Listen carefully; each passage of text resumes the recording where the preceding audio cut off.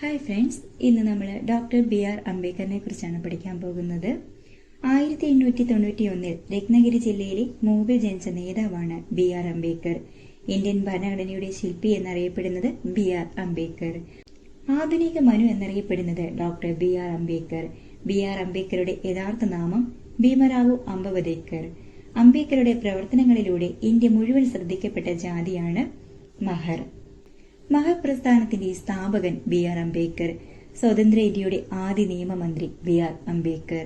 ജാതി വ്യവസ്ഥയെ ന്യായീകരിച്ചതിന്റെ പേരിൽ മനുസ്മൃതി കത്തിച്ച നേതാവ് 1927 ബി.ആർ. അംബേദ്കർ. വൈസ്രോയുടെ എക്സിക്യൂട്ടീവ് കൌൺസിലിൽ labour മെമ്പറായിരുന്ന ഭാരതീയനാണ് BR. Ambedkar.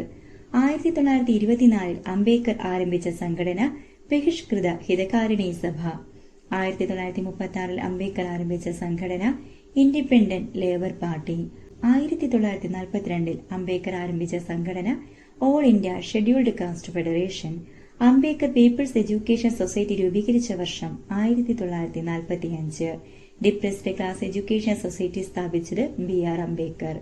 1955 Bharatiya Bauddha Mahasabha Buddhist society of India സ്ഥാപിച്ചത് ഡോക്ടർ ബി.ആർ. അംബേദ്കർ. ഭരണഘടന രൂപീകരിക്കുന്നതിനുള്ള കരട് കമ്മിറ്റിയുടെ അധ്യക്ഷൻ അംബേദ്കർ. പ്രധാന വചനങ്ങൾ നോക്കാം.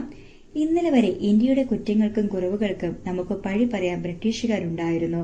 ഇന്നു മുതൽ നമ്മുടെ കുറ്റങ്ങൾക്കും കുറവുകൾക്കും നാം തന്നെയാണ് പഴി പറയേണ്ടത്. ഞാൻ ഒരു ഹിന്ദുവായി ജനിച്ചു, പക്ഷേ ഹിന്ദുവായല്ല മരിക്കുക എന്ന് പ്രസ്താവിച്ചത് അംബേദ്കർ. കാളിയെപ്പോലെ പണിയെടുക്കൂ, സന്യാസിയെപ്പോലെ ജീവിക്കൂ എന്ന് പ്രസ്താവിച്ചത് അംബേദ്കർ. ഹിന്ദു കോഡ് ബില്ലിന് അന്തിമ രൂപം നൽകിയത് ബി.ആർ. അംബേദ്കർ. കരട് തയ്യാറാക്കിയത് ബി.എൻ. റാവു. അംബേദ്കർ മന്ത്രിസഭയിൽ നിന്ന് രാജിവെച്ചതിന് കാരണം ഹിന്ദു കോഡ് ബില്ല് പാസാക്കാൻ കഴിയാത്തതിനെ തുടർന്ന്. അംബേദ്കറെ അദ്ദേഹത്തിന്റെ അനുയായികൾ വിശേഷിപ്പിച്ചിരുന്നത് ബാബാ സാഹേബ്. അംബേദ്കർ ആരംഭിച്ച പ്രസിദ്ധീകരണങ്ങളാണ് ബഹിഷ്കൃത ഭാരത്, മോക് നായക്, സമത, പ്രബുദ്ധ ഭാരത്. അംബേദ്കർ ബുദ്ധമതം സ്വീകരിച്ച വർഷം 1956. അംബേദ്കർ അനുയായികൾക്കൊപ്പം ബുദ്ധമതം സ്വീകരിച്ച സ്ഥലം നാഗ്പൂർ. അംബേദ്കർ അന്തരിച്ച വർഷം 1956. അംബേദ്കറുടെ സമാധി സ്ഥലം ചൈത്യഭൂമി. മഹാപരിനിർവാൺ ദിവസ് എന്നറിയപ്പെടുന്നത് അംബേദ്കറുടെ ചരമദിനം ഡിസംബർ 6. ചരിത്രത്തിന് മറക്കാൻ കഴിയാത്ത മനുഷ്യനെന്ന് ഗാന്ധിജി വിശേഷിപ്പിച്ചത് അംബേദ്കറെ. അംബേദ്കറുടെ ആത്മകഥ വെയിറ്റിംഗ് ഫോർ വിസ.